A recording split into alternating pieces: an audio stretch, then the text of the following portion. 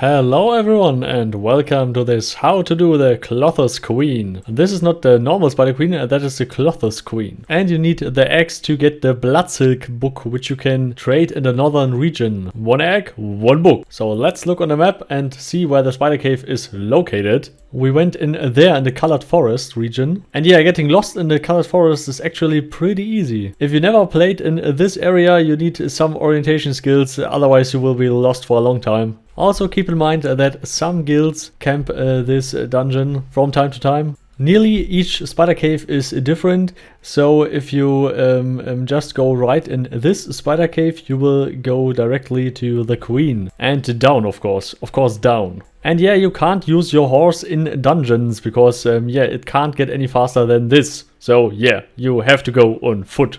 Also, many people in here have the horse struggle. If you are in here with a large group, I mean, this is more than enough people to do the Clothos Queen. I mean, obviously, everyone is traveling by horse to this area, and then everyone takes his horse in that dungeon. So, of course, it's gonna be a little bit full in here. Now, also pretty interesting, let's talk about loot. In here are also some spiders, of course. What would be a spider cave without spiders? They drop arthropod, carapace, and also creepite. Creepite is good for bows, and the carapace is good for armors, of course. You also have some bigger spiders in here. The antenna, or more or less the leg of the spider, is 3 gold. And it also drops foaming salt, which is pretty awesome, because you need that in a large number if you are a high-end extractor. And buying this from the reagent vendor all the time can be pretty expensive. Some spiders can also be dominated. And make sure that you maybe have a torch carrier. I mean, we tried this with many people, but it's actually more or less possible with 7 people. It just depends on the personal skill of the people and the coordination skills and the management of the group and stuff, you know. I mean, with too many people, it can also be, you can also fail because bad communications or bad organizing or bad management or whatever. But with even a smaller group, you can do this. I mean, in the old Mortal Online 1, you were able to solo the Spider Queen. Yeah, you heard right. You were able to solo the Spider Queen. But for Mortal Online 2, solo the Spider Queen is an impossible task, I think. I'm not saying that it's completely impossible, because at some point and at some tactics and stuff and high-end gear and shit and what the people doing over a decade and stuff and trying out, maybe it's possible someday. I mean, someone even killed a troll. I mean, he needed 3 hours, but it was possible to kill the troll.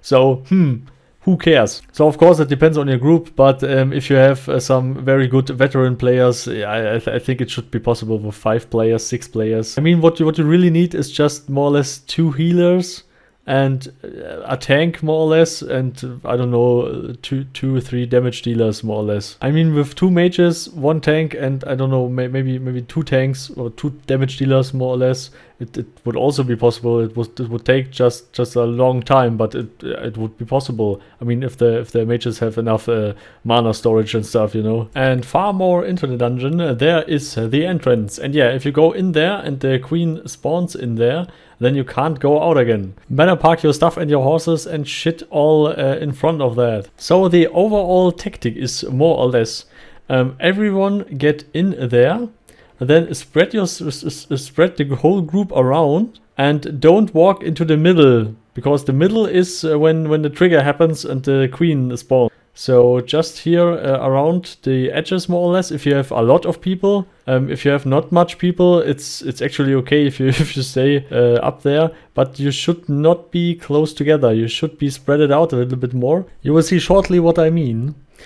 So if the tank goes now in the middle of the circle of the cave, more or less. Come on, tank, move. Yes. And then we see the Spider Queen is dropping. Awesome! Woo! And now the overall tactic is, like, the tank makes 2 or 3 hits on the Spider Queen, that he's actually tanking the queen. And then everyone else is shooting.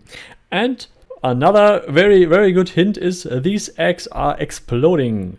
So better hit the green eggs. The red eggs are not so important. If you don't need to hit the red eggs, because they only explode if they got hit, and they also explode after some time. So if you stand near an egg, move a little bit, just a little bit, it's enough.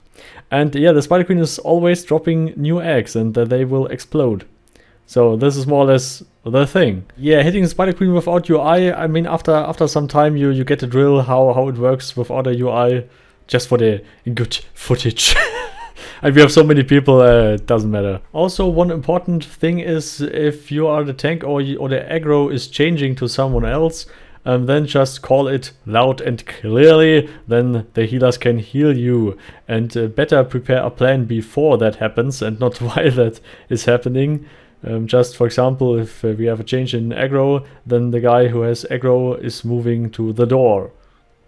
Move to the door. And always reload your arrows. And yeah, this thing is eating a lot of arrows, and I mean, we are here with, I guess it was 15 people, I don't know, about 15 people. Oh, I have aggro, nice, come on little Spidey. Oh shit, oh no, oh no, no, no, no, no, no, no, no, no, no, no, no, no. Yeah, without a UI, I don't even know how much damage I have, but it doesn't matter, just keep hitting the thing, woo! I think I had enough damage. I don't know if I got healed enough. Let's hope for the best. Oh yeah, that was close to an egg. Don't stand close to an egg. Oh yeah, this looks like a horrible spider from every other horror movie. And the actual sound of the thing is also terrifying, but through the comms were a little bit more or less chaotic. Oh yeah, that sounds brutal. But we nearly have it. Just a few more arrows and we have it. Someone just said it's nearly dead. So we are all here with longbows, creepite longbows, also maybe some cesium bows and stuff. But I mean, this thing can eat a lot of damage, holy shit. But I like it a lot more than the PvE Spider Queen in Mortal Online 1. I mean, in Mortal Online 1 with a smaller group it was also possible. I think this is also with a smaller group, a good coordinated group, it's also possible. I'm not sure.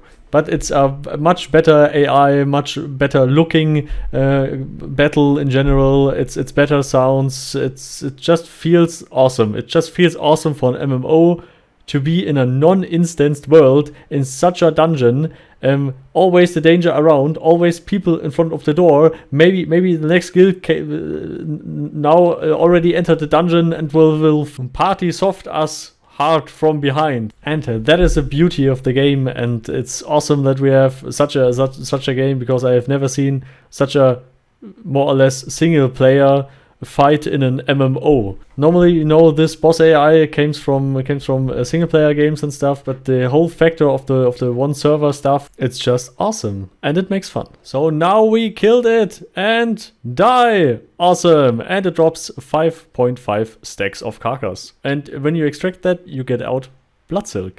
Awesome. So special thanks to all the channel supporters: Carmel, Professor O, Slamif Gaming, Wahlberg, Yira, The Spicy Gentleman, Thibni, Donski, Rhonus, Paarthurnax, Vinya, you, and all the others, of course. And always remember to Clothos Maiden hard, party hard, and see you next time. Goodbye.